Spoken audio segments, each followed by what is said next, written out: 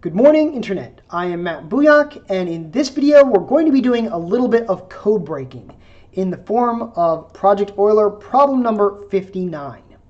Basically, we're given an encrypted message and a description of a basic encryption scheme, and we have to come up with the original message. Now, the encryption scheme is fairly simple. We start off with some key, which is just a string of bits. And we repeat that key as many times as necessary until the length of the key matches the length of the original message. And then we do an exclusive bitwise OR between the key and the plain text, and that gives us the encrypted message. One property of XOR is that if we do it again, it will give us back the original message. Now, if you're not familiar, the exclusive OR XOR operator is one of the operators, arithmetic operators, built into C and C++. It's represented by the caret symbol here, which I actually didn't know how to spell until I looked it up this morning. But bitwise OR, as the name suggests, it's one of the bitwise operators, which just means that the value of a particular bit in the result of that operation depends only on the values of the bits in the same position in the input arguments. And XOR just means that if one bit or the other is true, but not both, then the output will be true. It's different from the regular bitwise OR, where if either bit is true, then the output is true. Okay, so we are given a little bit of a hint. We are told that the key is going to be 3 lowercase characters. And these characters are themselves encoded using a scheme usually pronounced ASCII. That's the American Standard Code for Information Interchange. And basically, it's just a list of 128 of the most commonly used characters with a number assigned to each one, ranging from 0 to 127. Now, I said most commonly used, but in fact, many of the characters in the first 32 you've likely never heard of. They're what are referred to as non-printable or control characters. They have more to do with providing information to the infrastructure carrying the message than perhaps describing the message itself. If we go farther down, however, you'll recognize some familiar faces. You've got the digits 0 through 9. You've got the uppercase characters. You've got the lowercase characters, and these are all in the range from 32 to 127. These are the printable characters. Okay, so one last thing before we get to tackling this problem. Our final answer is actually going to be the sum of the ASCII values of the original message. So it's not the original message itself that's going to be our answer. One interesting thing about this problem is I don't actually know how this video is going to go.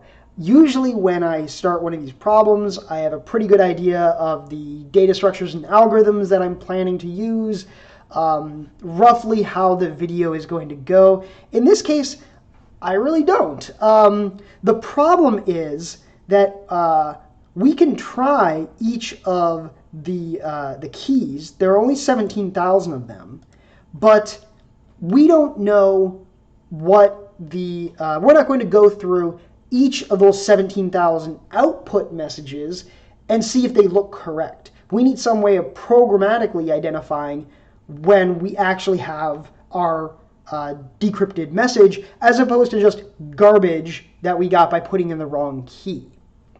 And so we're going to have to come up with some metric that judges how much our decrypted message looks like a real message. And I don't know what the best metric is going to be. We're going to have to try some possibilities.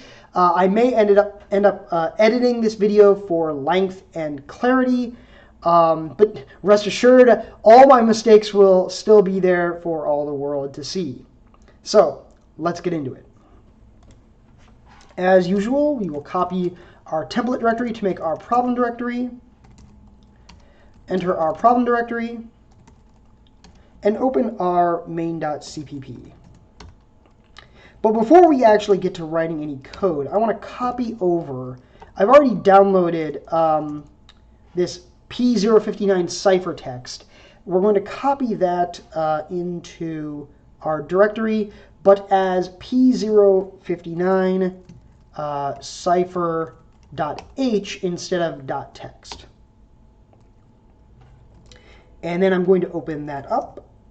And we need to make this look like something that we could actually compile as part of a C program.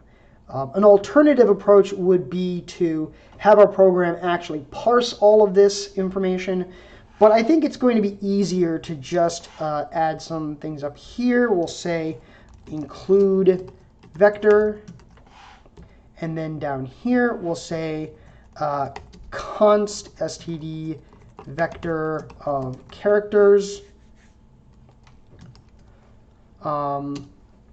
And we'll call that cipher.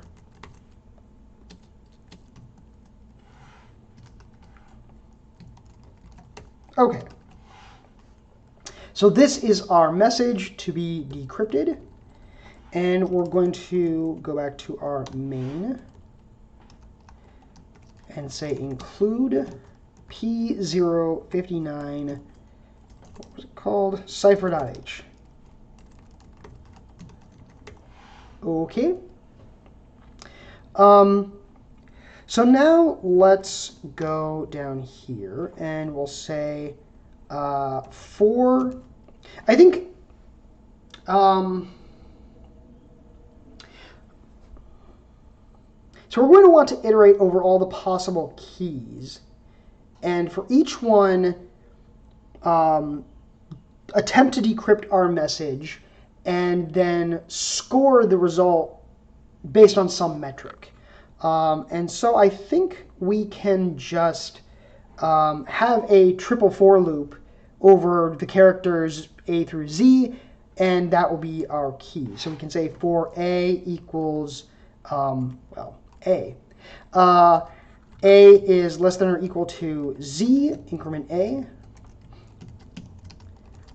B is equal to A, B less than or equal to Z plus plus B, and C from A to Z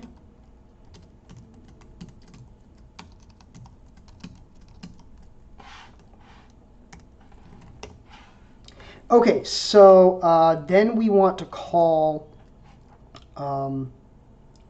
let's say,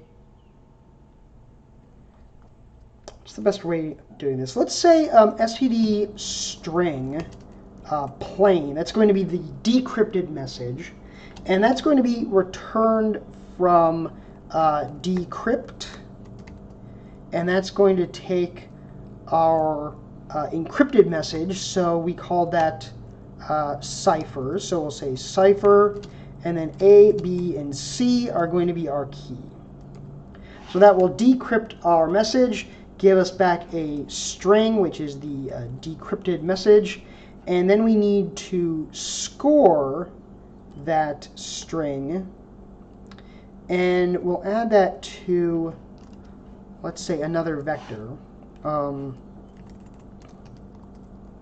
And we'll make this a vector of pairs. And so it's going to be a pair which is going to include an integer and a string. So we'll say int and std string. And we'll call this candidates. Okay. So then I think we can say candidates dot emplace back, and we're going to want we'll say score plain and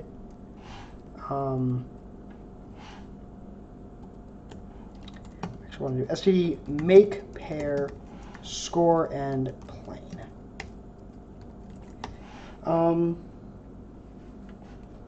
Yeah, I think that should be good. I'm not sure that this in place back.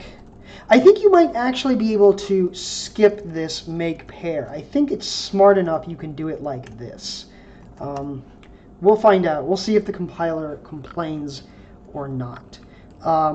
Okay, so then down here we're going to say, let's see, std sort, and we're going to say candidates dot r begin, candidates dot r end. And the reason I'm using the r begin and r end is because we don't want them sorted in increasing order. We actually want them sorted in descending order, so that basically we want our metric to be better is higher rather than better is smaller, if that makes any sense. Okay, so now our candidates should be sorted in descending order based on whatever metric is used by score here. And now we want to print out, say, the first few candidate messages. And we don't actually need to... I was thinking that we needed to actually keep track of the key associated with each message, but we don't actually need that, because once we have the message and we've visually confirmed that it's correct, we can sum the characters to get our answer. And so let's just print out the first, the top 10 possibilities. I think that would be a good approach. So we'll say for int I is 0, I less than 10, increment I, and we'll just say candidates I dot second is going to be the string, so we'll say printf %s. Actually, let's maybe do %d:\s. So we'll indicate which number it is. Do I plus 1. Okay, so that should give us the top 10 candidates for our solution. Now we need to implement these decrypt and score functions. All right, so we go up here and we say std string decrypt, and that's going to take, this is a vector of characters, so const vector of characters, cipher, and then we want our characters, let's keep calling them A, B, and C. And I realize that part of this might be covered up by the webcam. Don't worry, it just says character A, character B, character C. Nothing too much to miss there. Okay, so now we need to repeat our, or extend the length of our key until it matches or exceeds the length of our cipher. And so let's put our 3 characters into an array to make that a little bit easier. We'll say character key 3 equals A, B, C. And then we'll say std vector of characters. We'll call this maybe extended key. And we'll say while, let's say 4. For int I is 0, I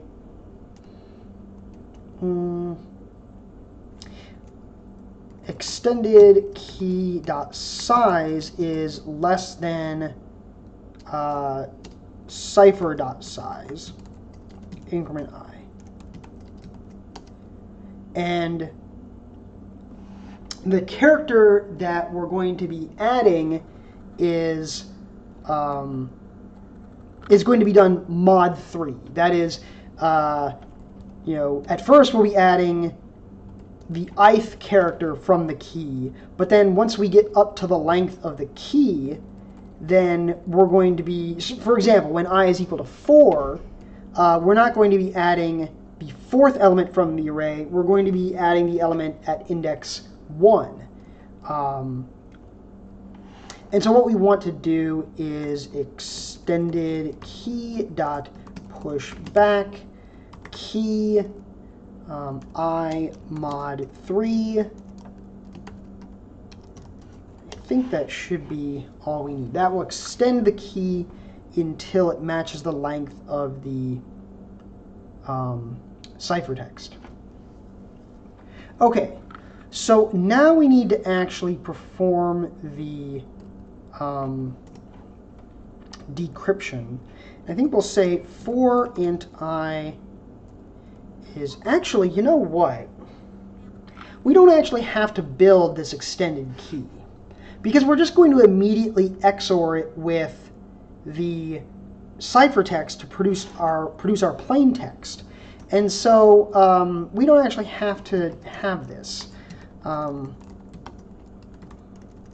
String plain. Okay. So yeah, what we're going to do instead is just plain dot push back key I mod 3 XOR cipher I. Yeah, that should be all we need.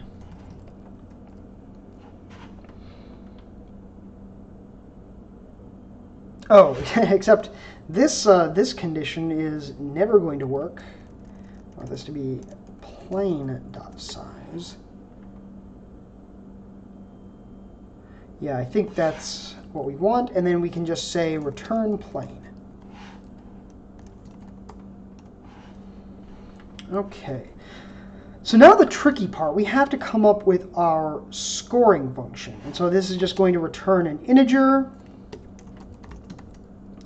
Std, we'll say const std string reference str. Okay, and let me, I just noticed I haven't actually done include string. Okay, so now we want to come up with some kind of metric for how closely our message matches what we would expect to be a typical message in English. And I think maybe one place to start is that we would expect our character, or the characters in our string, to all be printable characters. And so I'm wondering, maybe it might just be enough to start to try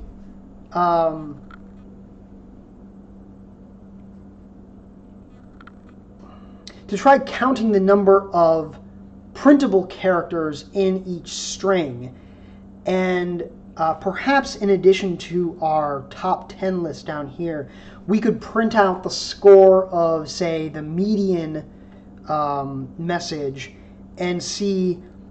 I actually don't have a good sense for this, whether using random keys is going to give us non-printable characters. Yeah, we'll have to find out. So let's do that, I think, as a first pass. And so we're going to say int ret equals 0 for char ch in string if ch is greater than or equal to 32, remember, all the printable characters are above 32. And in fact, we can say and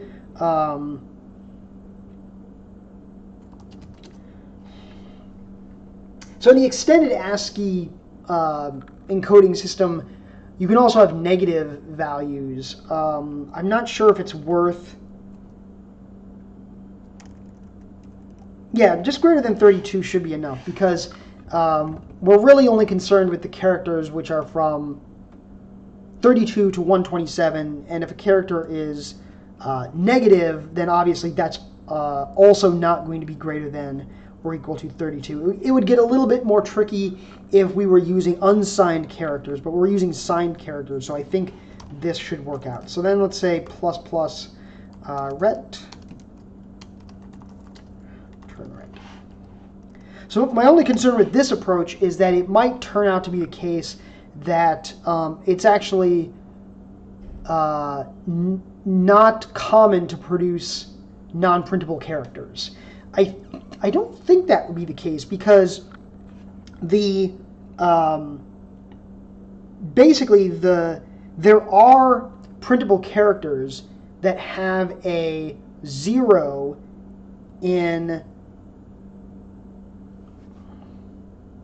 I'm thinking about the case where if you were to combine two characters with a 1 in bit 6, then that's going to give you 0 there. I'm trying to think if you could do the same. Yeah, it's... Let me go back to the ASCII table and ponder this for just a moment. If we go back here, so I'm trying to think about how common it might be for... Okay, yeah, so basically all of the characters, or all of the bits up through bit 6 here, counting from 0, can be either 0 or 1 in the printable characters. And so I think it should be possible to produce non-printable characters by doing XOR between two printable characters.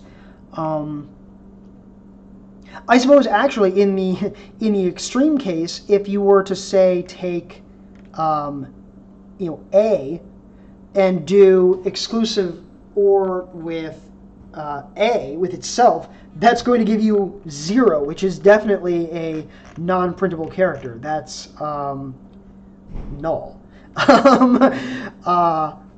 Okay, so I think this might be a not unreasonable approach. So as I said, let's also say down here, printf median score is going to be, let's see, that's just going to be candidates.size over 2 dot first. Yeah, I think that's probably a good idea. All right, so let's go back here to our shell and say make.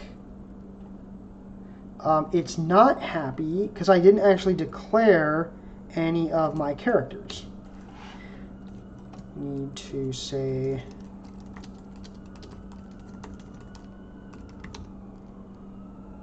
it's still quite unhappy.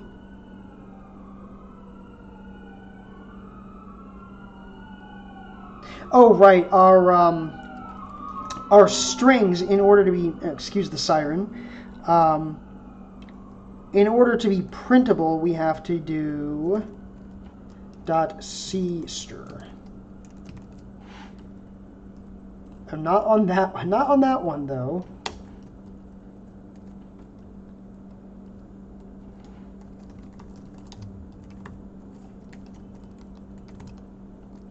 Okay, it's still unhappy. Oh, sort. We're going to need to include algorithm.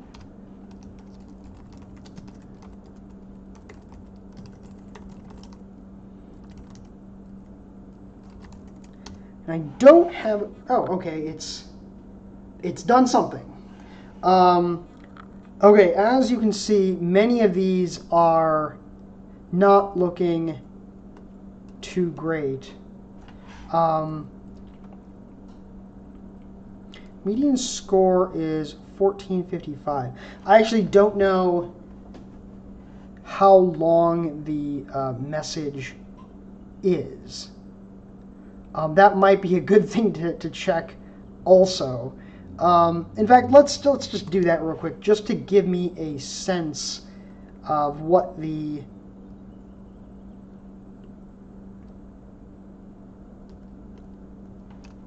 kind of range we're dealing with. Okay, so we'll say message length equals, this is just going to be like cipher.size.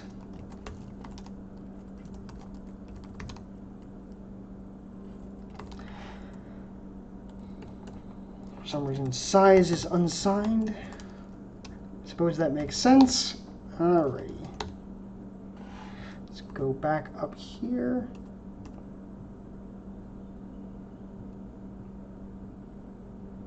Okay, so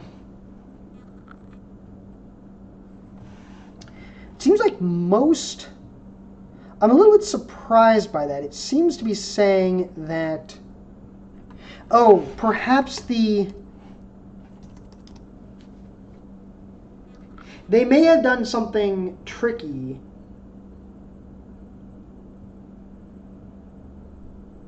Where perhaps the message is all in uppercase and the key is in lowercase, and so it avoids. I didn't expect all the characters to be printable. In any case, that's fine. We can try our next approach. I think the next good idea that I have, I'm seeing quite a lot of lowercase characters in the text here just by random. Just looking at the different messages. That seems very interesting. I have a suspicion that that was done by design, that possibly just based on the range of values that that the key can have in terms of which bits are on and off.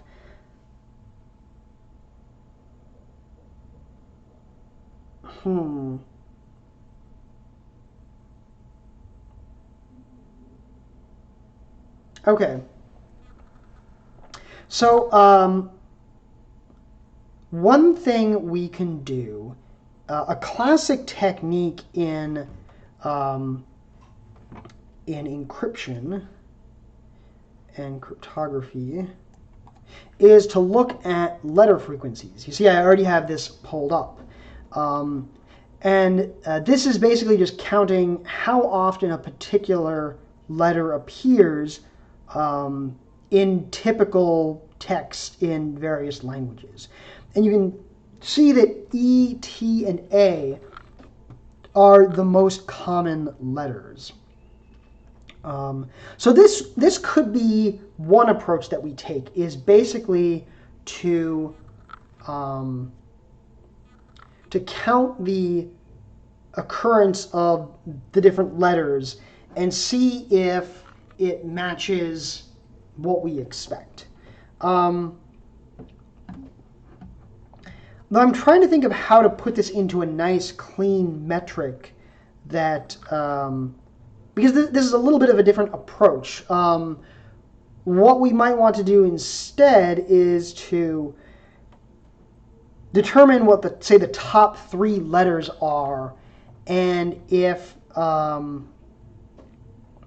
guess actually we can still make this into a metric. Basically, we could do something like, count the most commonly occurring characters, and for each of, I'm trying to think what would be the simplest metric, because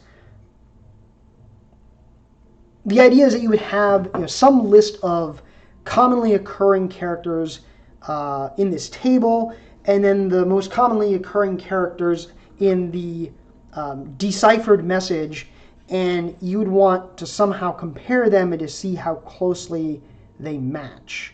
Um,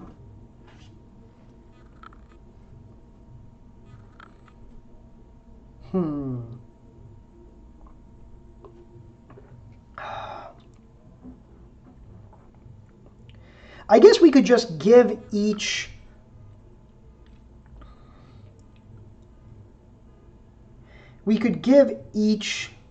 letter a score. I guess a simple way of doing it would be multiply these frequencies by 10 and round down to the next integer, and that's the score if that letter is in the top 10 of your most frequent characters. I just made that up, but it seems somewhat reasonable. So let's try that. This would, reward having, if E is in your top 10, that's worth more than having like R in your top 10. And that seems to be what we would want to do. So let's go back here. Okay, so we're going to want to count how many times each of the different characters appears in our message. And so let's do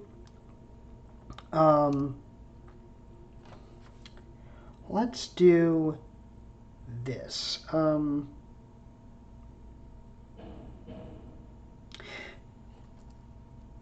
Yeah, so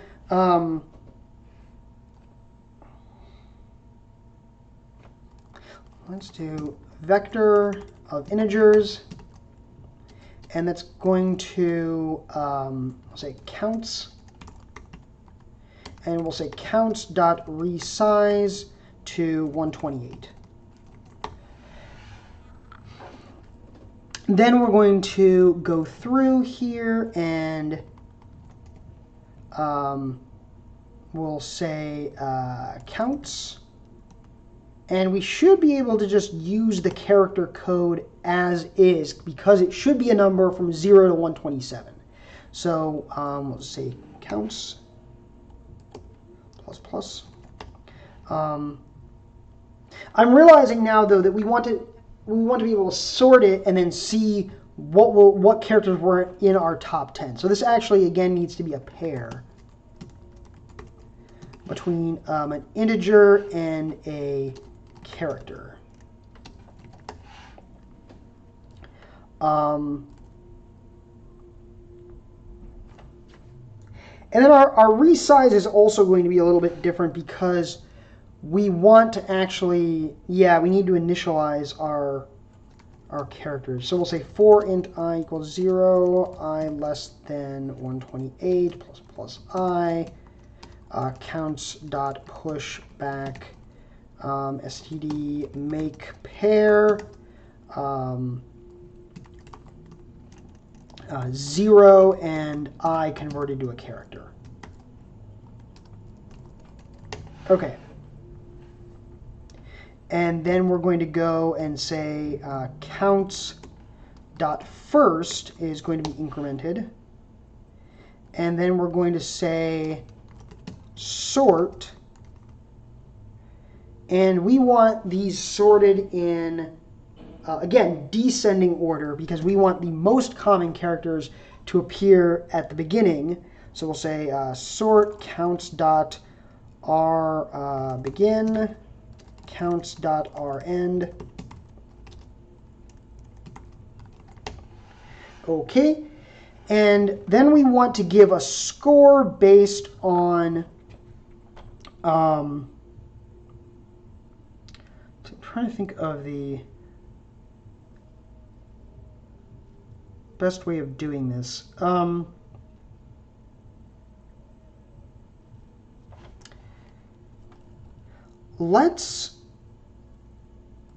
Because we only want to, right, okay, so here's another thing that I neglected. We actually want to convert these, we want to do this to lower. Because if an uppercase A, we want to count that as a regular A. We don't care if it's upper or lower. And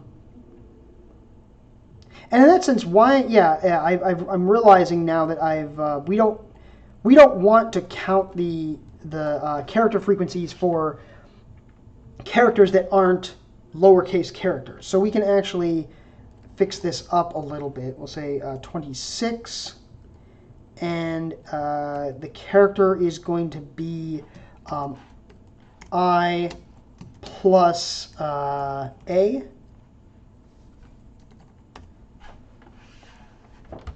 I think that should be good. And then down here, we're going to need to say that minus O. Here, we'll say this. CH lower equals STD 2 lower CH. And then we'll say if not is lower, I think that's a function, lower, then continue. We don't want to be counting random characters that aren't lowercase letters. More than that, we don't want to be indexing into our array based on non-lowercase characters. Okay, so then we're going to say counts lower minus A, and we're going to increment that. Okay, now we have sorted. And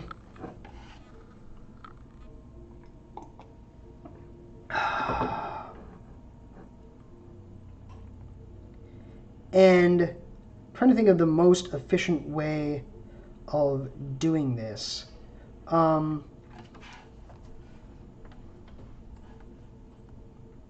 Let's do this. Let's say int scores 26 equals, and we're going to fill that out with zeros. And then we're going to say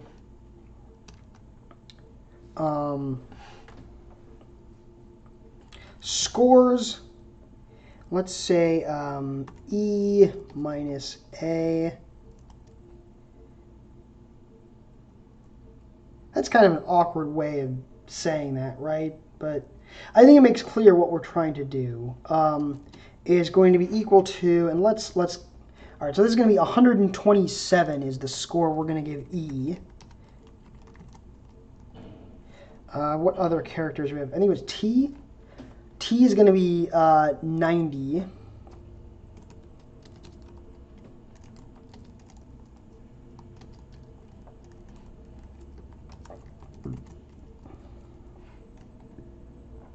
A is 81. Oh, all right. I guess we'll do it the same way, even though it's a bit silly. What did I say? 81. Yes. Okay. 81.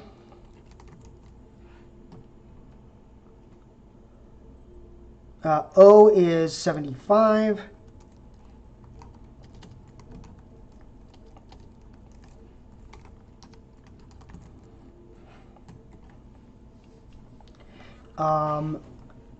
I is 69, N is 67.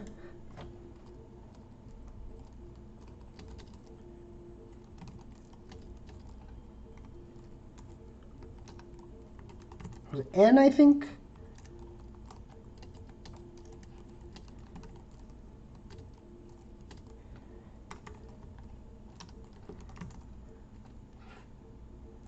I 69 and 67. S 63.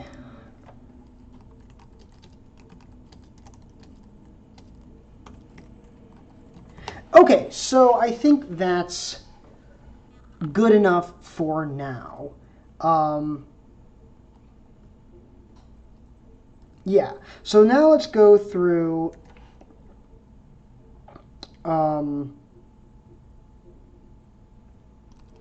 and we'll say for char ch in or no, what? Pair int char reference.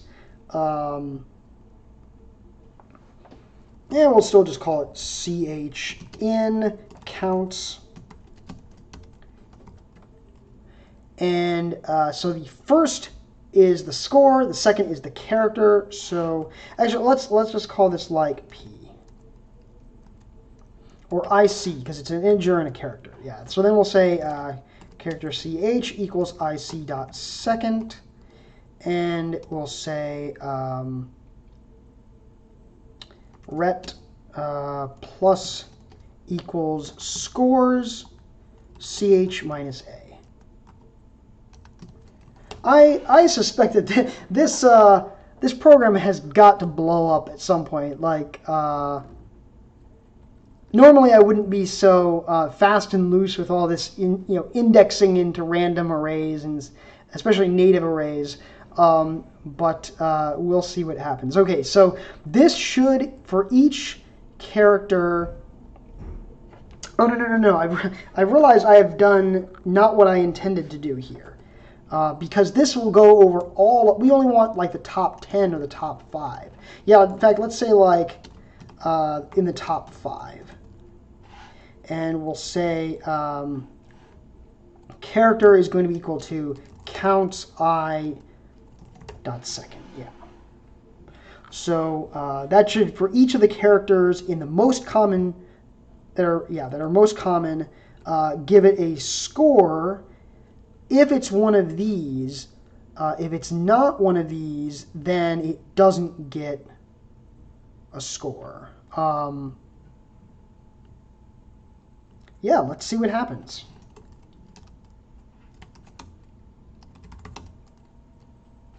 Something it doesn't like. Oh, it's supposed to be counts, plural.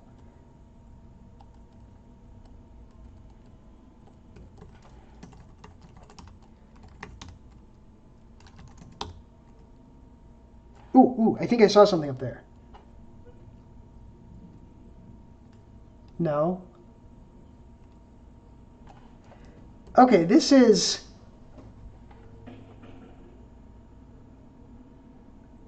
It's interesting because there's bits of it that like almost look like something. Median score is 81. That's very surprising. Because that means that none of the arrangements gave a, because even if we have just having E in the top, the most common characters would be 127.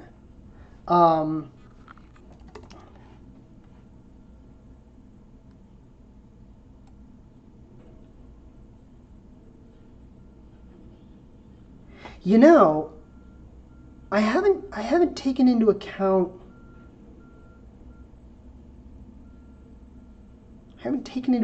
Spaces. No, I don't think we need to. But it is interesting that like this, it almost looks like text. Like you see spaces at reasonable intervals. You see mostly lowercase characters, some uppercase characters. It is starting to look like text, but not quite. I am amazed that the median score is so low. This suggests that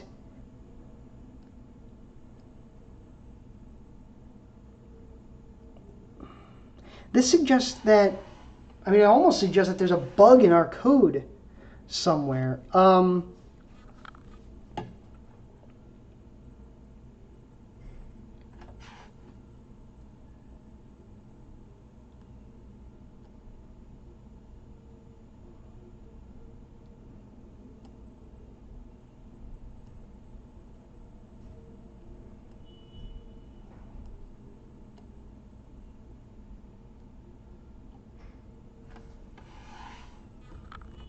It does seem to suggest that our method is not really working. I would have expected there to be more characters from the top 10 in the deciphered message.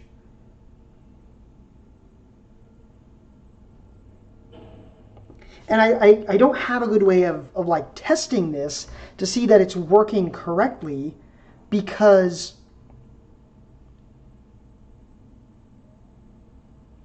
we don't have the plain text. That's what we're trying to achieve. Man, it does look like, seeing these spaces in here, like it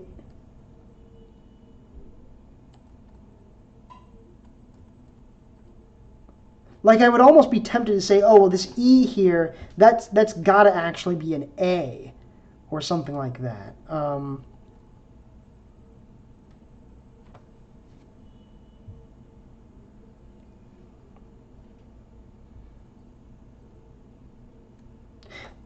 I have an idea. Let's, just in the off chance this works out,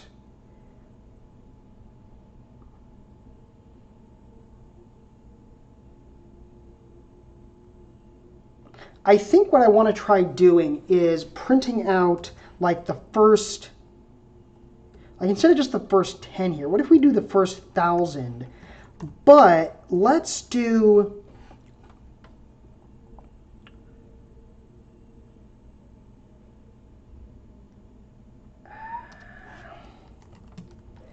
there's some way to get this is where my knowledge of string related functions is not super great. I think there's some way of easily getting the first so many characters from a string.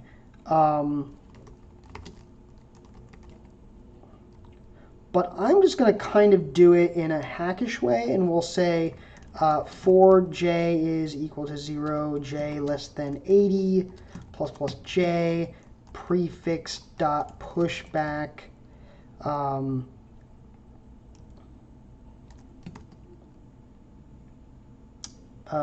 candidates I dot second j.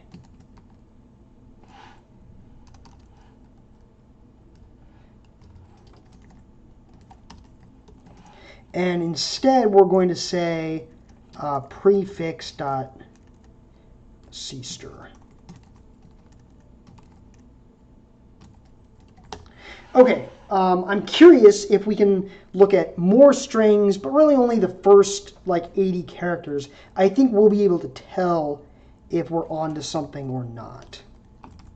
Oops.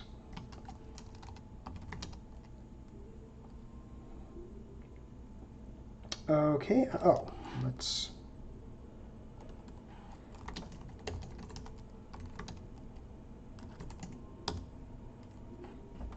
Okay, does anything here look like a message?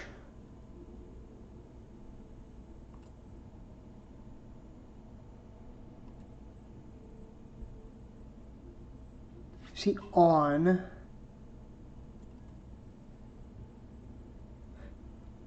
See, most of these don't even look like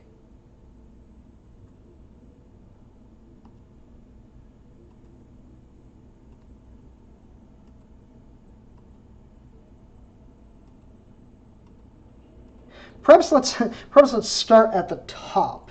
Though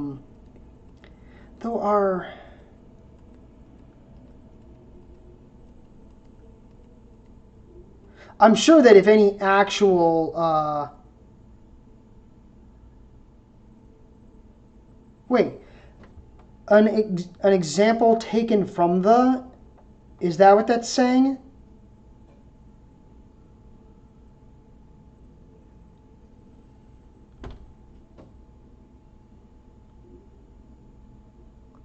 That looks close to something.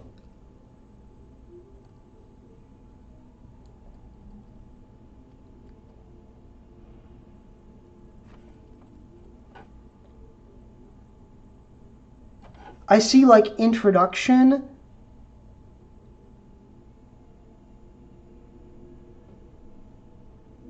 Of Euler's most.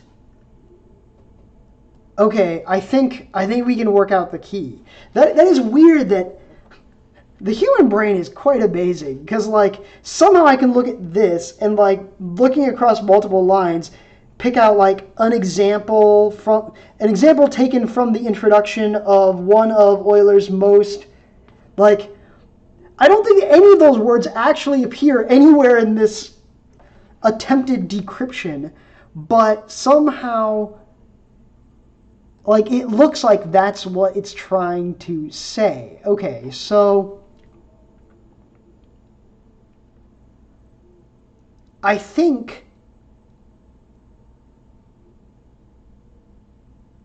if we assume that the first three characters are capital A, lowercase n, space, and then we do, does that work if we, can we just XOR the, I'm trying to remember, I think if you XOR the, yeah, if you XOR the plaintext and the ciphertext, I think you get the key. I think that's the way it works.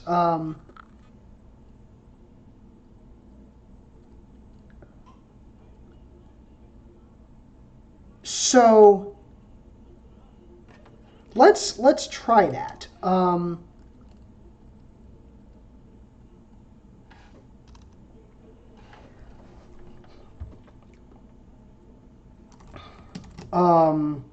We'll say key question mark. Percent D percent. Actually, no. Let's do percent C percent. Let's do it like this.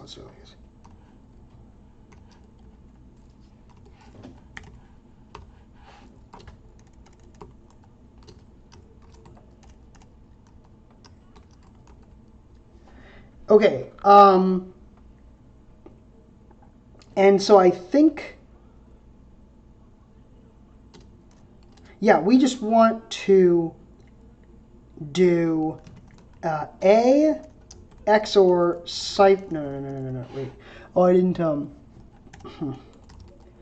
Okay. A XOR cipher 0. N XOR cipher 1. Space XOR. No, but yeah.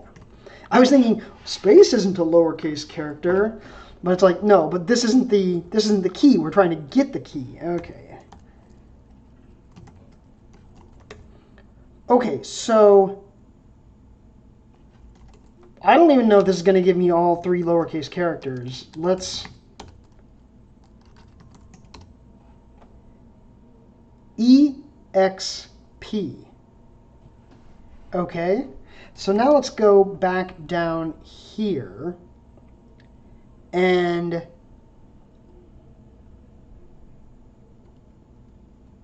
we'll say A equals E, B equals X, C equals P, and then we'll comment out this nonsense.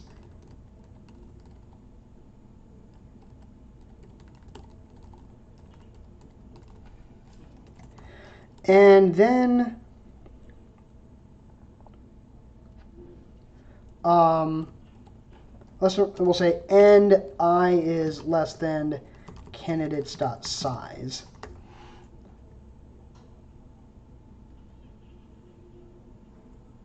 I think that should be okay.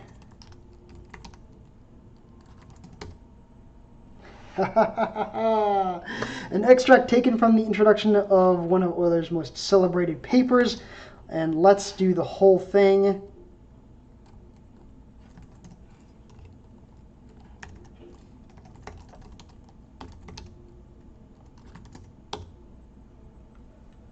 I'm not going to read that whole thing. I am a little bit curious.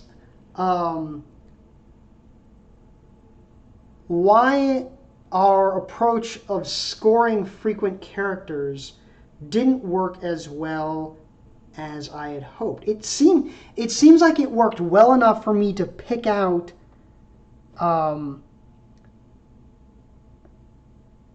now, okay, wait a minute. Here you can see median score 349. Was I missorting our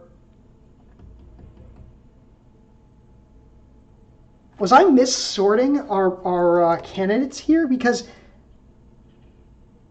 this should have been given the same score.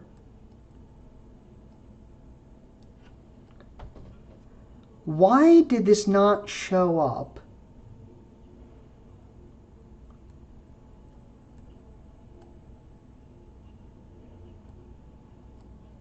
I'm actually very curious about this. I know that we basically got the problem solved at this point, but I don't think I'm satisfied to leave it here as it is. I think I would like to figure out why it is that our method didn't seem to...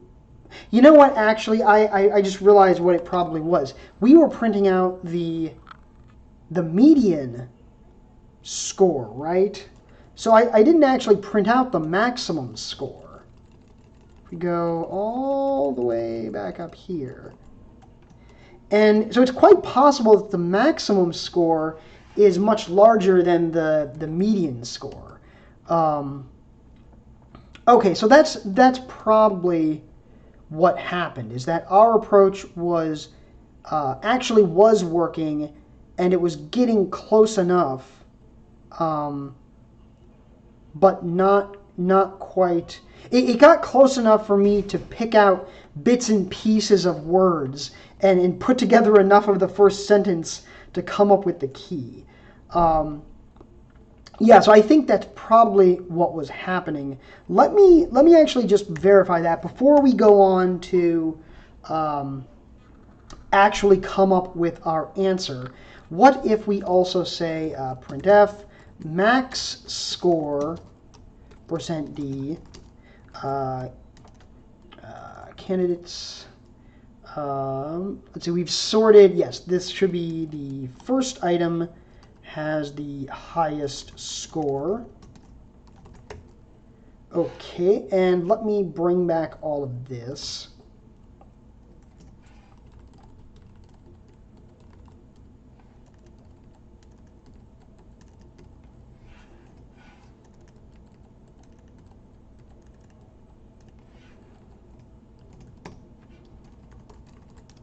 Okay.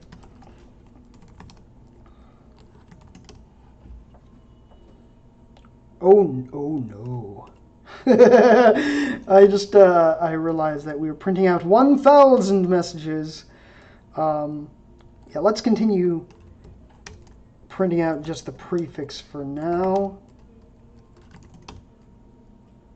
Okay, and now let's go back up here. It was 341 was the score of the actual solution. Yeah, see, our max score is actually higher. And I expected if we were to come up with some improved metric, I just threw together my metric on the fly. Another approach that we might have taken would be to actually look for English words in the message and count the number of actual English words. That's the next approach that I was thinking of taking, but that's quite a bit more involved, and so I'm glad that we were able to come up with the key, which is EXP. So now we just need to come up with our solution. So let's actually take all of this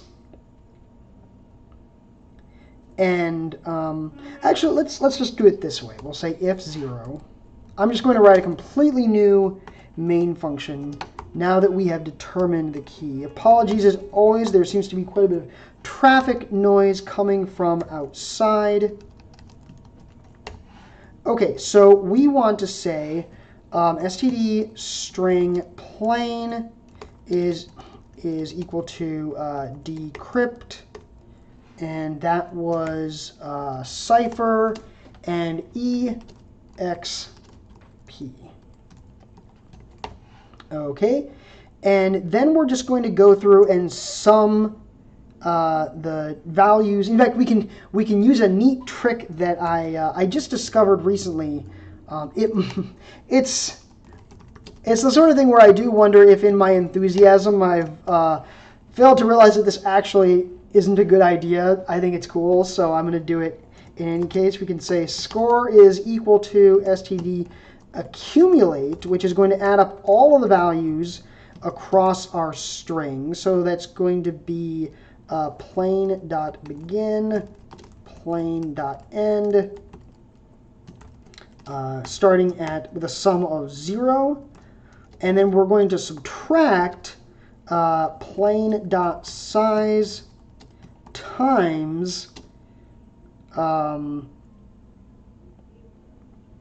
actually, wait, no, we don't have to do this part. And in the problem I did the other day, I had to subtract off the character codes. But in this case, we are adding the character code. So this is exactly what we want. And then we can say printf solution equals score, %d score, and return 0.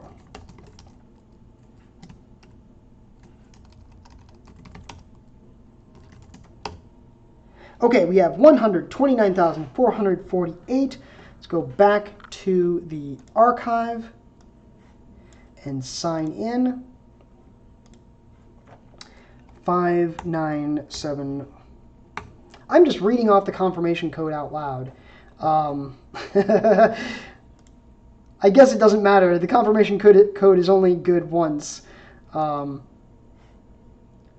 Okay, so we're back to our problem, and we see that it does, in fact, match our solution. So I hope you all enjoyed that. I know this was a little bit of a different video. We ended up finding the solution in perhaps a bit of an unorthodox way, but I think maybe that's how code breaking goes sometimes. So in the next problem, we'll be taking a look at problem number 60. I really hope you'll join me.